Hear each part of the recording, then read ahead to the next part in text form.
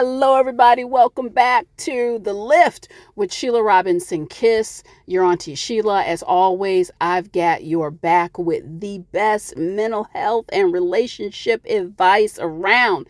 So if you're loving what I'm doing, please don't forget to subscribe and share the news of the channel with your friends and family. We're going to dive right in. I received a letter from Deontay. I'm going to share that with you. And then I would like to talk about emotionally unavailable people. They're just straightforward, right between the eye. That's what this channel is all about. We share, and then I'm offering you practical tips, advice, and solution. I got a lot to say about this one, but let's start with the letter. Dear Sheila, in as much as I want to express my gratitude and why. First, I'm grateful for all you do. Second, I'm reaching out because I've been seeing a woman for nearly a year.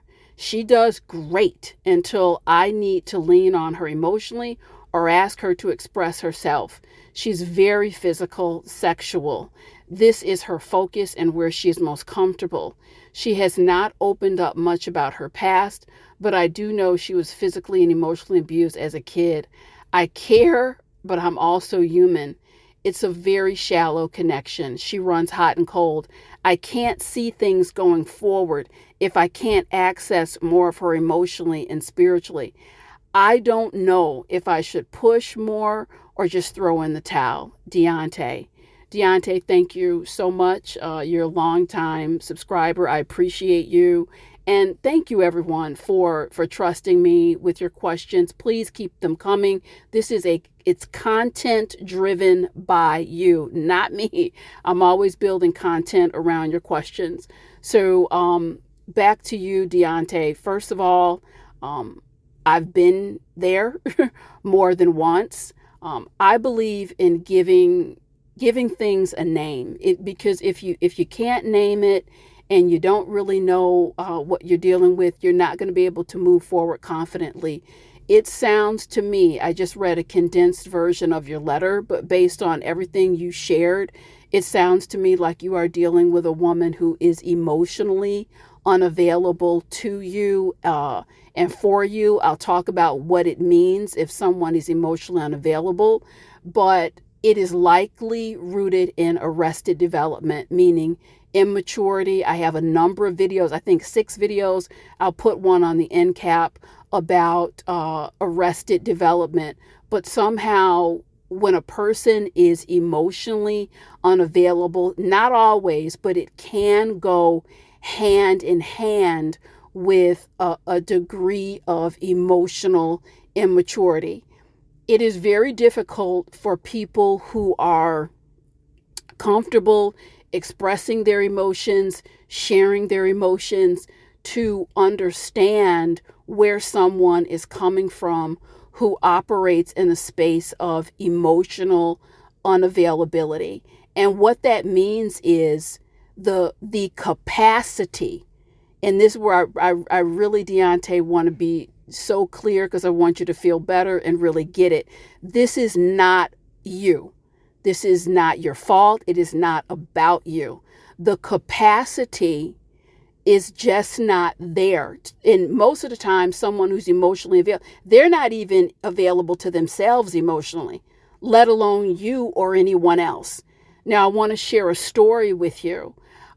There was a man, he was walking through the desert one day, and boy, his water was just about out. He's super thirsty. He's hot. And he stumbles across this well, and the sign on the well says, "Fresh water found here. Dip your bucket inside." And the man gets so excited, he grabs this bucket and starts to churn it downward, and he fills it with something, and then he is churning the bucket to get it back up to the top of the well, and he looks and he sees, wow, this is filled with mud. There's a little water in here, but most of this is mud. This isn't fresh water. So he gets frustrated and he's looking at the sign. But the sign says fresh water. He dips his bucket 1 time, 2 times, 3 times, about a dozen times. He's standing there frustrated that he's not getting fresh water. And Deontay, what I would say is clearly, moral of this story, it is not your fault that there is no water in this well. This person is not emotionally available for you. That is not your fault. Where I would place you on the spotlight is if you choose to stand there when it's been a clear announcement, I don't have any fresh water for you, I'm not available to you emotionally. If you stand there inside frustration and agitation, that's where I'm going to put the spotlight on you and say, Deontay, you've got to be accountable. You cannot be accountable for anyone else's emotional well-being, but you've got to play some defense out here. Why? Because everyone is not doing their work. I'm telling you right now, most of the content that's on this channel, you guys reach out to me with these questions. I've not only researched this, it's not a hobby for me. I'm a therapist, darn near 30 years. I've researched it. I've lived it, the clinical, the practical experience. I've gone through something similar.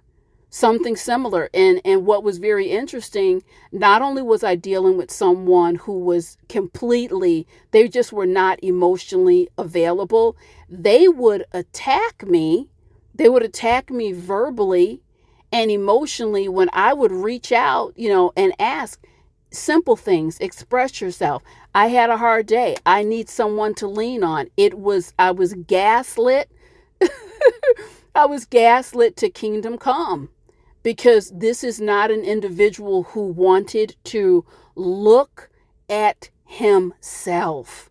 It was everyone else was the problem. So, I want you to be very clear, very, very clear that you can put on your Superman cape if you want to, but you're going to be a very exhausted version of Superman. You cannot fix this. You're not responsible for fixing this. I'm not going to tell you that someone who's emotionally unavailable can't change. If I believe that, I wouldn't be doing this work. We can all change.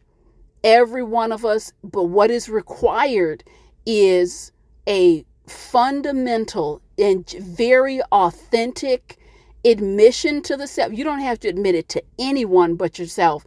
There is a deficit here. She would need to acknowledge, I am emotionally unavailable. Emotions make me uncomfortable. I cannot deal with them. I don't know how. And by the way, if someone is emotionally unavailable, that doesn't happen all by itself. Oftentimes, you mentioned this individual was abused in childhood. Many people become stunted. They become stunted at the very age developmentally where the abuse took place. The individual that I was dealing with once upon a time, I would say developmentally in terms of emotion, he was at a 7 or 8 years old. I don't say that as a knock. Nothing to be ashamed of if we have problems. The shame comes in if you got the issue and you won't do anything about it. And interestingly enough, the behavior and the reactions were that of a 7 or 8 year old. So this is not something, Deontay, that you're going to fix. It's deep seated. It's hardwired. This really requires not only the admission that there's an issue, it requires a pathway to healing. Some people have done it. They're going to get there a whole nother bucket load.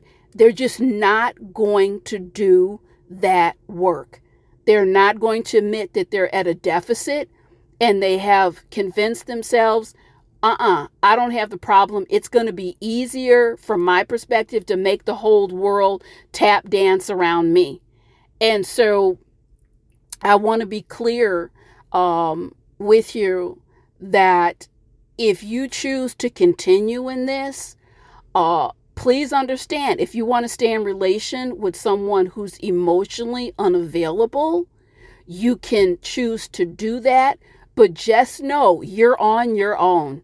A movie, a slice of pizza, maybe something like that, a walk, some, laughs and giggles.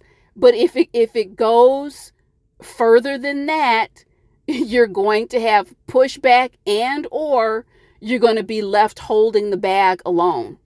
You talk about moving forward in a meaningful or serious relationship. In serious relationships, serious things come up, serious things that you have to discuss.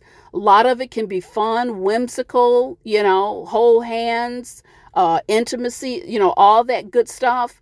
But in a serious adult, mature relationship, things come up. And I also have to say, having sat with thousands of people at this point in my career, my group work, the solo practice, you name it.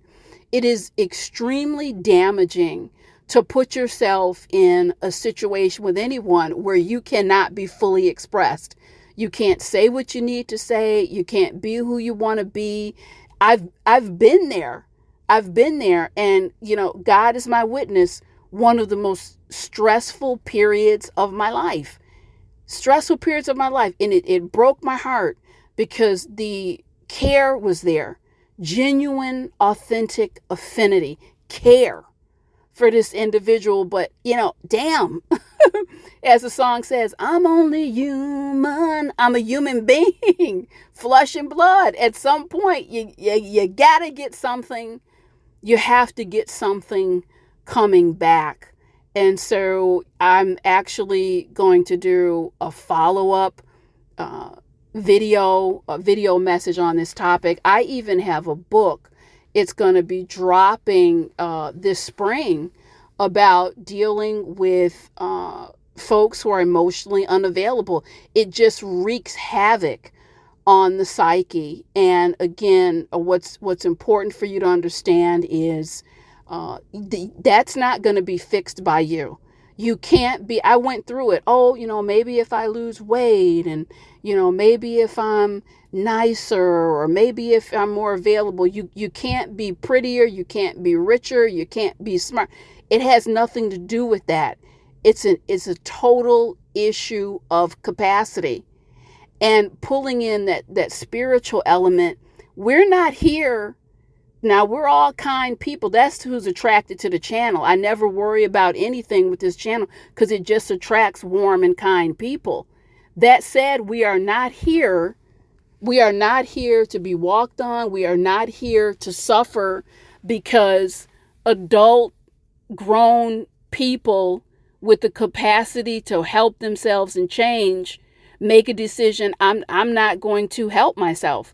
I'm going to subject you to my deficits. We're not here for that. We're not here for that. We are here to, in my humble opinion, to perfect for God, to have an experience we're here experiencing for God. And what I tell myself, I don't want to give God a jacked up experience that I'm sitting here toiling. It's been enough to deal with my own stuff. I can't do the growth for 2-3 people simultaneously while I'm doing my own stuff. We're here to perfect for God in splendor and glory, and you fall and you get back up and we learn and we grow. But that the key word there is accountability. So Deontay, this is just installation 1. I'm going to come back and share a little bit more on this issue of, emotional immaturity and arrested development. My heart goes out to you, Deontay. It is not you. Slow down, back up, because unless there's a serious intervention here, I don't feel good about you continuing on a serious path with this. Thanks so much, everyone. I'll be back with some more delicious content shortly.